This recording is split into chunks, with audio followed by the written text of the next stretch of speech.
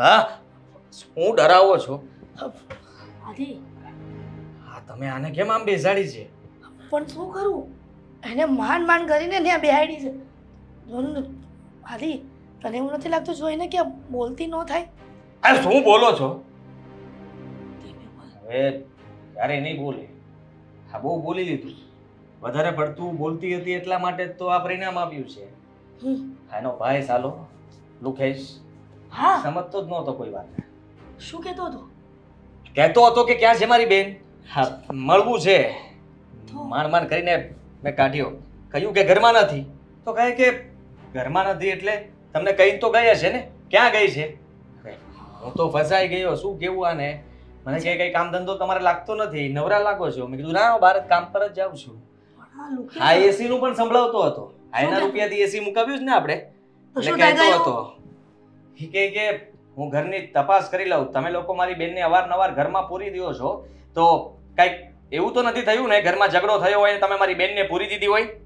પણ એમ નહીં, આ બધું એના ભાઈને કેવી રીતે ખબર પડે છે? હા, હરામી કહેતી લાગે છે બધી વાત. હા, આને જ બધી કરી હોય ને. હા, અહીંયાથી અહીંયા અને ત્યાંથી અહીંયા. અત્યાર સુધી એ જ તો કરતી હતી ને એટલા માટે જ મેં અંત આપી દીધો કે હવે પછી એ ક્યારેય એના ભાઈને કઈ વાત નહીં કરી શકે. એનો ભાઈ પણ કઈ નહીં કરી શકે. હા, જુઓ, મેં વિચાર્યું છે કે હવે આને છે ને આપણે કોઈ જગ્યાએ ફેંકી આવવાની છે.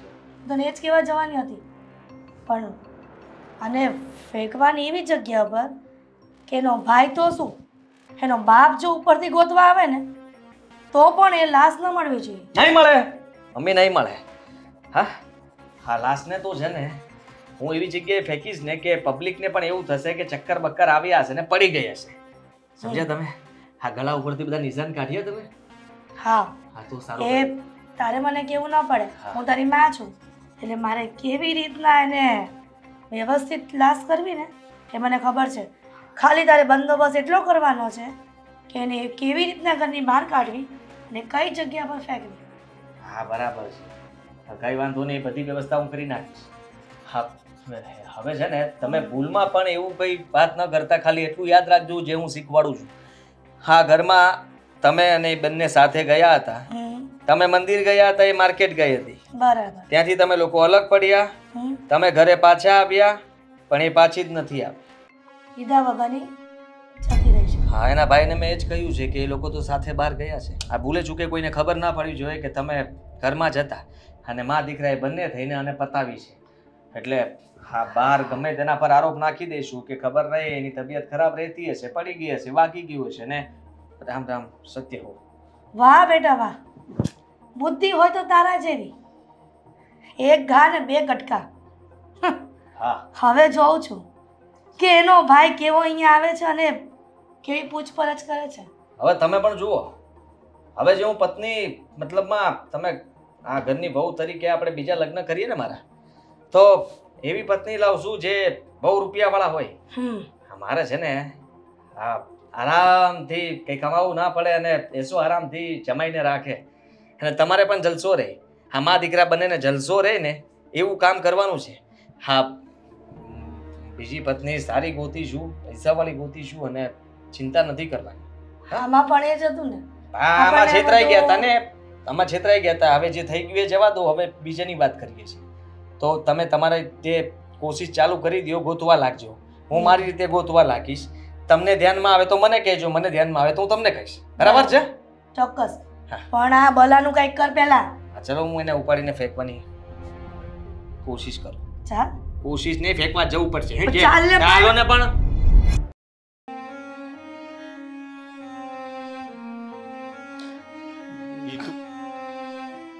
એકવાર તો આંખ ખોલ મારી બેન.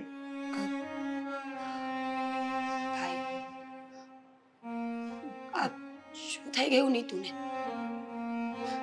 શું થયું? જો ને કઈ બોલતી નથી. ડોક્ટર કહે છે કે એ કોમામાં ચાલી ગઈ છે. એને ભાન ન આવે ત્યાં સુધી કઈ કહી શકાય એમ નથી કે એને શું થયું છે. ભાઈ, મને થોડી ઘણી વાતની ખબર છે, પણ માંડીને વાત કર.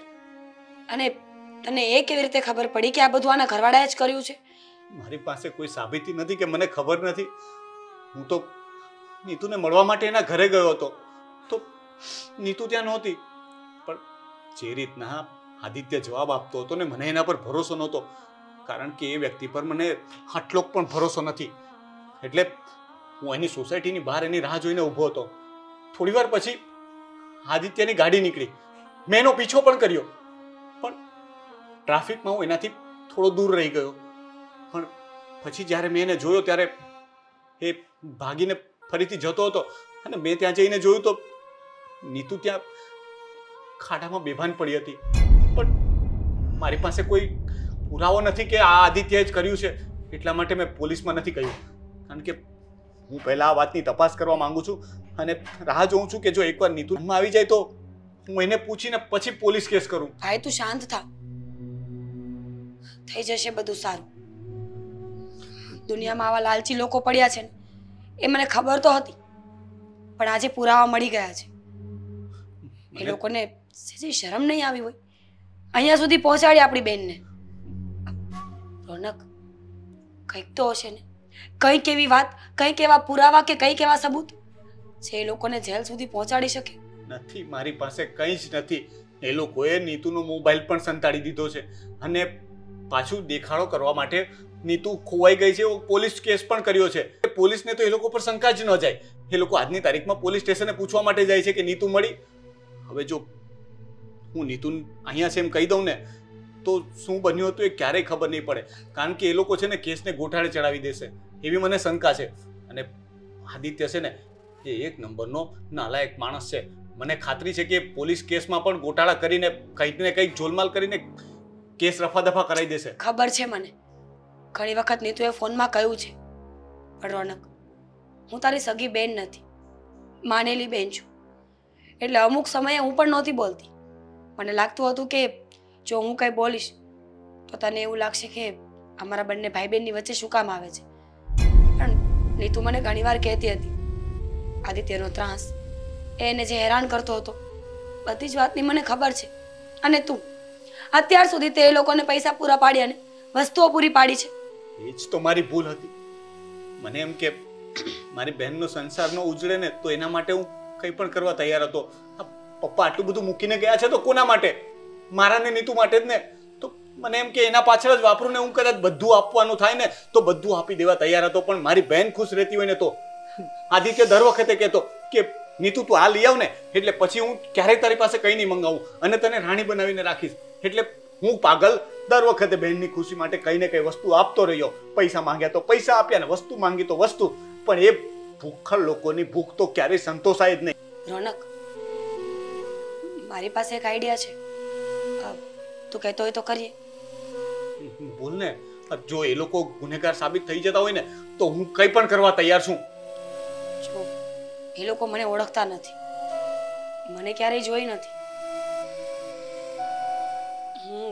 હું વિચારું છું કે હું ત્યાં જાઉં એના ઘરે અને કોઈ પણ રીતે મારે કંઈ પણ કરવું પડશે ને તો કરીને હું પુરાવા જરૂર લઈને આવીશ. મીરા, જો એક અઘરું કામ તને કહું તો તું માનીશ મારી વાત? બોલ ને. જે મારે નીતુ છે એમ જ તું છે. તું મને રાખડી બાંધે છે ને મારી માનેલી બહેન છે, પણ તને ખબર છે કે મેં ક્યારેય તને નીતુ કરતા ઓછી નથી માની. હા ખબર છે મને. તો બેન તું છે ને તપાસ કરજે, પણ જો મેળ ન આવે ને તો તું આદિત્યને તારા પ્રેમ જાળમાં ફસાવીને જરૂર પડે ને તો એક વખત લગ્ન કરીને પણ એ લોકોના ઘરમાં જા. એક વખત એના ઘરમાં જઈશ ને એટલે તને કંઈક ને કંઈક પુરાવા કે જાણકારી જરૂરથી મળશે. બસ હવે મેં કહ્યું ને કે મારે કંઈ પણ કરવું પડશે ને તો હું કરીશ, પણ નીતુ માટે આ લડાઈ તો મારે લડવી જ પડશે. તું મને એ લોકોના ઘરનું એડ્રેસ આપ, બાકી બધું હું જોઈ લઈશ. એ તો હું તને આપી દઈશ અને એ પહેલા છતાં પણ હું આદિત્યને મળવા તો જઈશ જ અને પૂછવાની કોશિશ કરીશ કે એ લોકો શું કરે છે, નીતુ વિશે એનું શું કહેવું છે. કદાચ એવું બની શકે કે ફરીથી એના જ સવાલ કરું અને એ બોલવામાં કંઈ ભૂલ કરે અને મને કોઈ પોઈન્ટ મળી જાય તો આપણે તપાસ કરી શકીએ. એક વખત એક નાનો એવો પુરાવો મળી જાય ને તો એ બંને મા દીકરાને તો હું જેલની પાછળ ધકેલી દઈશ. પણ ત્યાં સુધી છે ને કંઈ નહીં કરી શકીએ. બસ ભગવાનને એક જ પ્રાર્થના છે કે મારી બહેન પાછી ભાનમાં આવી જાય, પહેલા જેવી થઈ જાય. એનું ધ્યાન રાખજે. હું એવું હોય ને તો આદિત્યના ઘરે જઈને આવું છું, પછી આપણે આગળનો પ્લાન કંઈક વિચારીએ.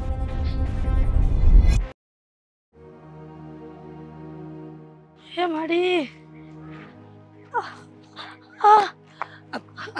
આંટી આંટી શું થયું? બેટા ખબર નહીં ચાલતા ચાલતા પગ મચકાઈ ગયો. આંટી આ તમારા મોટા ઉંમરના લોકોનો આજ તો વાંધો છે ને, એટલે જ કે 5-10 રૂપિયા બચાવવા માટે કેટલા કિલોમીટર સુધી ચાલીને જશે, પણ રિક્ષામાં નહીં બેસે.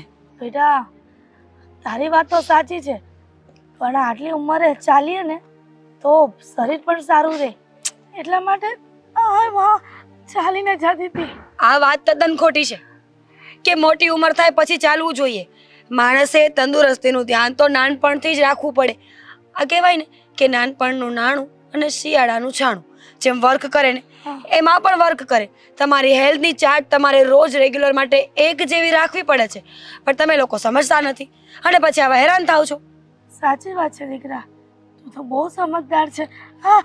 જો તમે મૂવ ન કરો, તમે ચાલશો ને તો વધારે પેઇન થશે. તમે ક્યાં રહો છો? અહીંયા સોસાયટીના નાકા પર જ રહું છું. પણ તો હું ડ્રોપ કરી દઉં? ના ના બેટા, હું જતી રહીશ, પણ તું અહીંયા જ રહી છે? હું આ શહેરની છું જ નહીં, હું તો અહીંયા મારા માસીના ઘરે રોકાવા આવી છું. પાછળની સોસાયટી છે ને, મારા માસી ત્યાં જ રહી છે. આ તો તમને ચાલતા જોયા અને આટલા તડકામાં તમે હેરાન થતા હતા ને, તો મારી 4 વ્હીલ પાર્ક કરીને હું તમને મળવા આવી છું. આંટી સિરિયસલી કહું છું, હવે આ ઉંમર હેરાન થવા માટેની કે પૈસા બચાવવા માટેની નથી. બેટા બહુ સમજદાર છે. તારા લગ્ન થઈ ગયા છે? કેમ તમે માંગુ નાખવાના છો? એવું નહીં, મારા દીકરાના લગ્ન થઈ ગયા છે, પણ ખબર નહીં મારી વહુ મારા દીકરાને મૂકીને જતી રહી છે. શું? હા એટલે એમ કે મારી વહુ કીધા વગરની મારા દીકરાને મૂકીને ભાગી ગઈ છે. હવે આવી વહુને શું કરવી? આ તે જોયું નહીં મારામાં કાંઈ ખામી દેખાય છે તને? મારી વહુને મારામાં અને મારા દીકરામાં આ કેટલી જાતની ખામી દેખાતી હતી, એટલે અમને મૂકીને ગઈ. બસ આંટી, હવે જે ગયું છે એની પાછળ રોવાથી કોઈ ફાયદો નથી. તમારે જોવાનું છે આગળ, કે હવે તમારે આગળ શું કરવાનું છે. તમારા દીકરા માટે કોઈ સારી છોકરી ગોતીને લગ્ન કરાવી શકો છો, અને ન કરવું હોય ને તો પ્લીઝ તમારી હેલ્થ પર ધ્યાન આપો, અને તમારાથી ન થાય ને તો મને કહી દો. આ જ્યાં સુધી અહીંયા રોકાઈશ ને તો હું તમારી હેલ્પ કરીશ. સાચું? તમને ખબર નહીં હોય પણ મને આ બધી વસ્તુઓ બહુ ગમે છે. મોટા લોકોની સેવા કરવાની અને કોઈના દુઃખમાં ભાગ લેવાનો, અને સ્પેશિયલી આ તમારા લોકોના જે આશીર્વાદ મળે ને એ ગલ્લા જેવું કામ કરે છે. ગુલ્લક, જ્યાં તમે ધીમે ધીમે ધીમે ધીમે પુણ્ય ભેગા કરો ને, અને જ્યારે ગુલ્લક ફોડો ને ત્યારે એટલી મોટી ખુશી મળે ને કે એની કોઈ સીમા જ ન હોય. તને તો ઘણું બધું જ્ઞાન છે. જો આવું જ્ઞાન મારી દીકરાની વહુમાં હોત ને તો સારું હતું. પણ એ ક્યાં ભાગી ગઈ છે, કોની સાથે ભાગી ગઈ છે, ખ્યાલ છે તમને? કાંઈ હતો પતો નથી. ગોતવાની ઘણી કોશિશ કરી, છતાં પણ ખબર નહીં આ ક્યાં ગઈ હશે. એને કહીને તો જાવું જોઈએ ને કે હું ક્યાં જાઉં છું. અમુક લોકો હોય છે જ આવા આદતના ખોટા. હા, એનું ગમે એટલું રાખો, ગમે એટલા સાચવો ને છતાંય પણ એની ઓકાત તો એ બતાવીને જ રહે. આંટી સાચી વાત છે બેટા, પણ આ વાતમાં પૂછવાનું ભૂલાઈ ગયું. શું? તારું શુભ નામ શું છે? મીરા. વાહ, મીરા નામ છે. તારા ફઈબાએ પણ તારા ભવિષ્યના સંસ્કારો જોઈને જ નામ પાડ્યું લાગે છે. સાચી વાત છે, નામ પાડ્યું ત્યારે વિચાર્યું નહીં હોય ને કે ખરેખરમાં આટલી સંસ્કારી છોકરી હશે. સાચી વાત છે. ચલો ત્યારે હું તમને ડ્રોપ કરી જાઉં. બેટા પણ નથી ચલાતું. મારી પાસે 4 વ્હીલ છે. I drop you at your home. તું શું બોલે ડોપ્યું? હું એમ કહું છું કે તું મોટી ગાડી લઈને આવી છે તો તું ઘણી બધી પૈસા વાળી હશે. આંટી બાય પ્રોફેશન હું ડોક્ટર છું, એટલે આટલી સલાહ આપી શકું છું તમને તમારી હેલ્થને લઈને. ચલો હવે આ વાતો આપણે રસ્તામાં કરીશું. તમારું ઘર આવે ને ત્યાં સુધી મારે વાતો કરવા સિવાય કંઈ નથી. સાચવીને સાચવીને. પણ ગાડી સુધી જવું પડશે ને આંટી, બિકોઝ માં ધીમે